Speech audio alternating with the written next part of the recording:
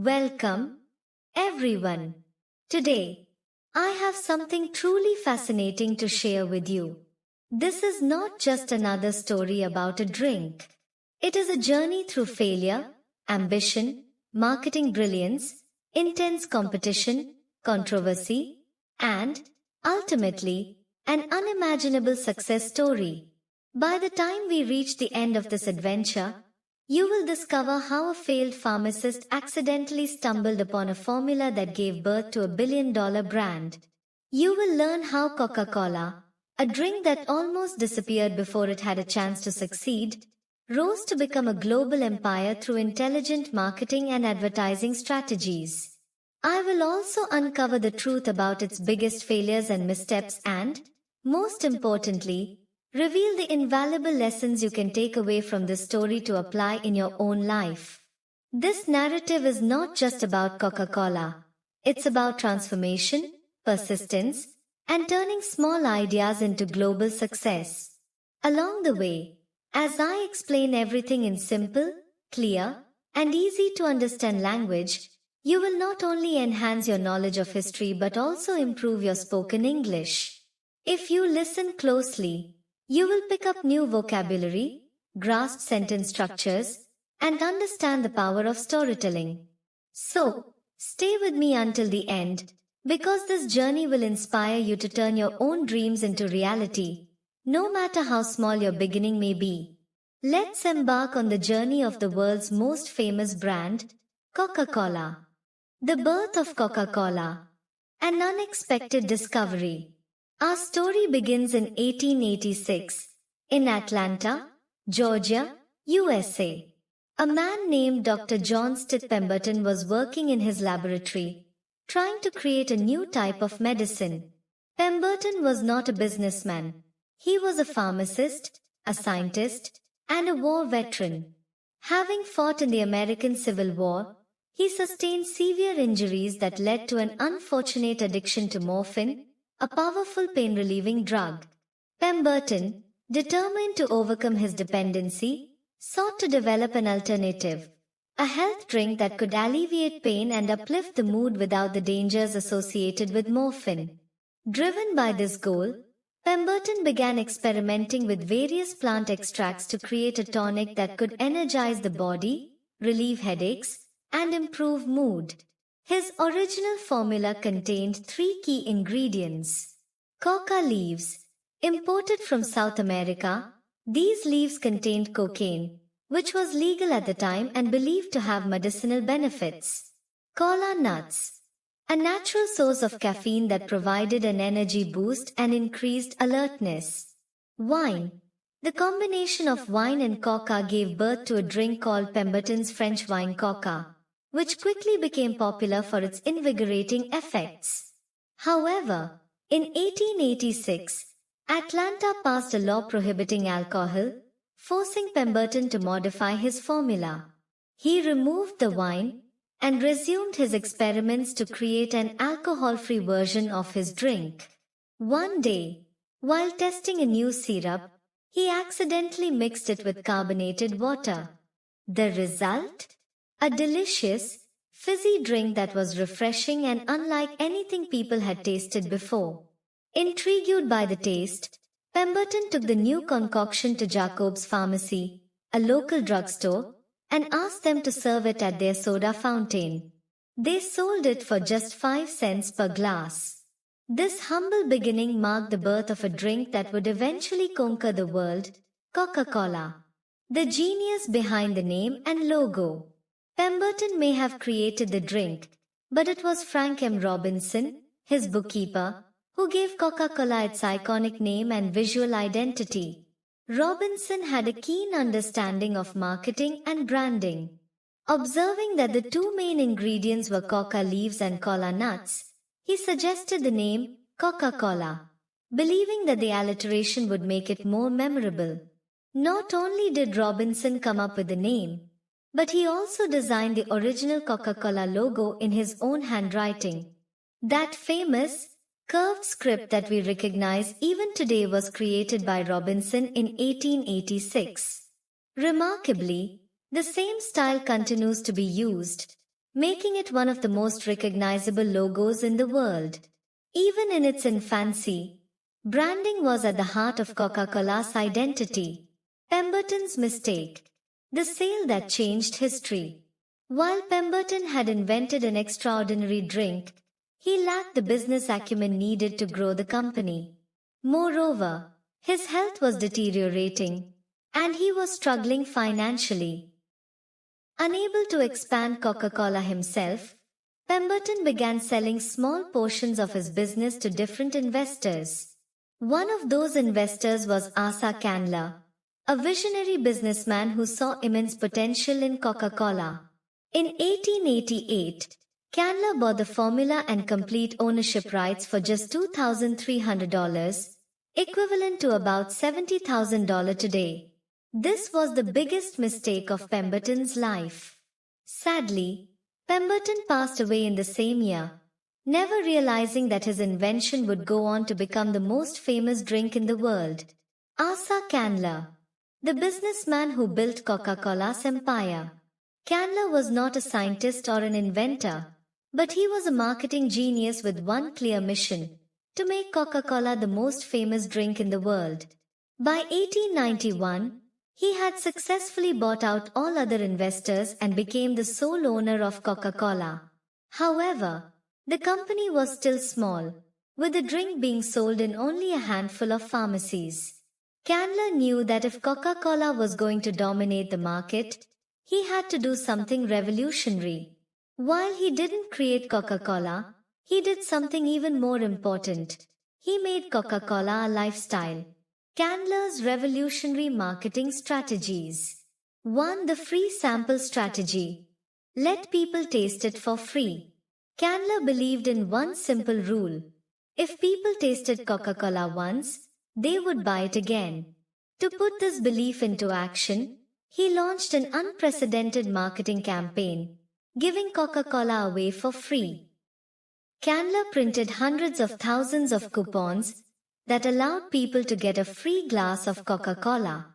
He placed these coupons in newspapers, magazines, and even handed them out on the streets. He also sent salesmen to bars, pharmacies, and soda fountains, asking them to serve Coca-Cola for free to their customers. Though it might seem like a risky strategy to give away the product without charging for it, Candler's gamble paid off. Within a few years, millions of people had tried Coca-Cola and loved it.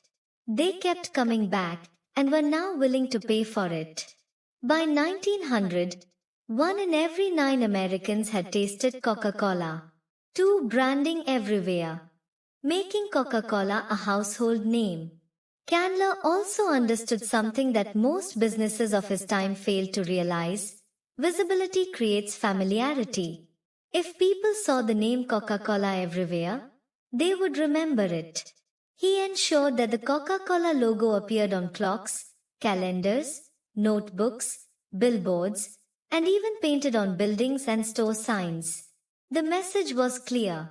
Wherever people went, they would see, "Drink Coca-Cola." This was the first time in history that a product was marketed so aggressively, and it worked. By 1895, Coca-Cola was being sold in every state across the United States. Bottling Coca-Cola, the game changer. Initially, Coca-Cola was only available at soda fountains and pharmacies, meaning people had to visit a store to enjoy the drink. But in 1899, 2 lawyers from Tennessee, Joseph Whitehead and Benjamin Thomas, approached Candler with a business idea. They wanted to bottle Coca-Cola so that people could enjoy it anytime, anywhere. At first, Candler was skeptical of the idea, but he eventually agreed and sold them the rights to bottle Coca-Cola for just $1. This was another huge mistake because, soon after, bottled Coca-Cola became even more popular than the version sold in soda fountains. The creation of the iconic Coca-Cola bottle. The first Coca-Cola bottles were simple and easy to copy, leading to the rise of many imitators trying to cash in on the drink's success. To combat this, Coca-Cola designed a unique curved bottle in 1915 that was impossible to replicate.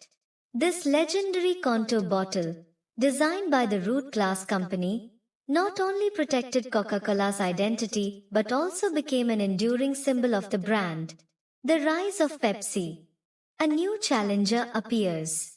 While Coca-Cola was dominating the market, another drink was quietly gaining momentum. In 1893, a pharmacist named Caleb Bradham in North Carolina invented a new cola drink, initially called Brad's Drink. In 1898, he renamed it Pepsi-Cola. At first, Pepsi was not a threat to Coca-Cola. However, during the Great Depression, 1929 to 1939, when Coca-Cola refused to lower its price, Pepsi introduced a bigger bottle for the same price, offering twice the amount of Pepsi for just 5 cents. This move attracted financially struggling consumers, and for the first time, Coca-Cola faced serious competition. Thus began the legendary Pepsi versus Coca-Cola war, a rivalry that continues to this day. The global expansion. Coca-Cola goes international. By 1919, Asa Candler decided to sell Coca-Cola to a group of investors led by Ernest Woodruff for $25 million, equivalent to hundreds of millions today. Candler, having already built Coca-Cola into a massive success, wanted to focus on philanthropy and family life. Woodruff took over and had one clear vision: to make Coca-Cola a global brand. But achieving global domination was not easy. At that time, the world lacked modern supply chains and global marketing strategies. To expand internationally, Woodruff focused on 3 key areas. 1. Setting up bottling plants in different countries instead of relying on shipping from the US. 2. Creating marketing campaigns tailored to different cultures to make Coca-Cola appealing worldwide. 3. Making Coca-Cola available to soldiers, travelers, and workers everywhere to build familiarity. World War II. Coca-Cola's smartest move. When World War II broke out in 1939, American soldiers were deployed across the globe. To keep their morale high, Woodruff made a bold promise: every American soldier should be able to buy a bottle of Coca-Cola for just 5 cents, no matter where they were. To fulfill this promise, Coca-Cola set up bottling plants in war zones to ensure a steady supply for soldiers. This move not only boosted Coca-Cola's popularity among American soldiers, but also introduced the drink to people in countries where Coca-Cola had never been available before. By the end of the war in 1945, Coca-Cola had entered 44 countries, successfully using the war to expand its global footprint. The Pepsi Challenge, Coca-Cola's wake-up call. By the 1970s, Coca-Cola was still the king of soft drinks, but Pepsi was gaining ground. In 1975, Pepsi launched the Pepsi Challenge, a series of blind taste tests where people compared Coca-Cola and Pepsi without knowing which was which. To everyone's surprise, a majority of participants preferred the taste of Pepsi. Pepsi used these results in their advertising campaigns, claiming that more people preferred their drink over Coca-Cola. This campaign was a massive hit, and for the first time, Pepsi was winning over customers. New Coke. Coca-Cola's biggest blunder. Fearing Pepsi's rise, Coca-Cola made the worst decision in its history in 1985. They changed the original formula and introduced a new version called New Coke. The backlash was immediate and intense. Customers hated the new formula and boycotted Coca-Cola. They hoarded the original formula and demanded its return. Coca-Cola was forced to bring back the original formula under the name Coca-Cola Classic after just 79 days. Coca-Cola versus Pepsi. The battle continues. Over the years, both Coca-Cola and Pepsi spent billions of dollars trying to outdo each other with celebrity endorsements, commercials, and innovative marketing campaigns. Pepsi signed deals with Michael Jackson, Britney Spears, and Beyoncé, while Coca-Cola focused on emotional branding through campaigns like Share a Coke and heartwarming Christmas ads. The future of Coca-Cola: innovation and adaptation. Despite its dominance, Coca-Cola faced new challenges in the 21st century. As people became more health conscious, the demand for sugary sodas declined. Rather than resisting change, Coca-Cola adapted and expanded beyond soda, acquiring brands in bottled water, juice, coffee, and even energy drinks. Today, Coca-Cola is not just a soft drink brand, it is an empire with over 500 beverage brands across the globe. Whether you are drinking Smart Water, Minute Maid, or Costa Coffee, chances are Coca-Cola owns it. Lessons from Coca-Cola's success. Coca-Cola's journey teaches us valuable lessons. 1. Build a strong brand. A strong brand creates trust, loyalty, and emotional connection. 2. Embrace competition. Competition pushes you to innovate and improve. 3. Learn from failure. Mistakes are opportunities to grow. 4. Adapt or die. Flexibility and adaptability are key to long-term success. 5. Dream big and take risks. Success comes to those who dare to think big and pursue their vision relentlessly. Coca-Cola's journey is proof that with determination, vision, and smart strategy, anything is possible. Your journey is just beginning. So go out there and create your own success story.